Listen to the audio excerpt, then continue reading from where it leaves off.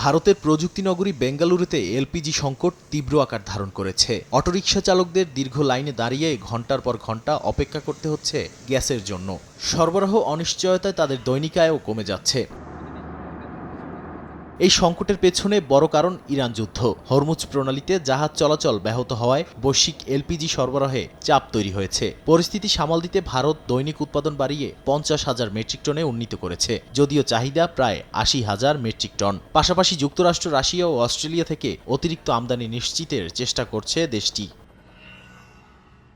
ফ্রান্সের কিছু ফিলিং স্টেশনে সাময়িক সরবরাহ চাপ ও চাহিদা বেড়ে যাওয়ায় সমস্যা দেখা দিচ্ছে। প্রশাসনের দাবি, দেশে জ্বালানি সংকট নেই। ফরাসি জ্বালানি মন্ত্রী জানিয়েছেন, ফ্রান্স মূলত আটলান্টিক রুটের উপর নির্ভরশীল হওয়ায় হরমুজ প্রণালী দিয়ে জ্বালানি সরবরাহ ব্যাহত হওয়ার প্রভাব কম।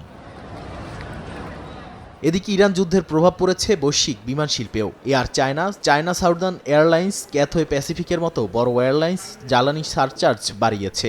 আমেরিকান এয়ারলাইন্স অতিরিক্ত $400 মিলিয়ন ব্যয়ের আশঙ্কা করছে। অন্যদিকে স্ক্যান্ডিনেভিয়ান এয়ারলাইন্স এর মধ্যেই শতাধিক ফ্লাইট বাতিলের পরিকল্পনা নিয়েছে। বিশ্লেষকদের মতে, জ্বালানির দাম বাড়ার এই ধাক্কা দীর্ঘমেয়াদে ভ্রমণ খরচ ও বৈশ্বিক অর্থনীতিতে বড় চাপ তৈরি করবে। নাদিম মারজান, সময় সংবাদ।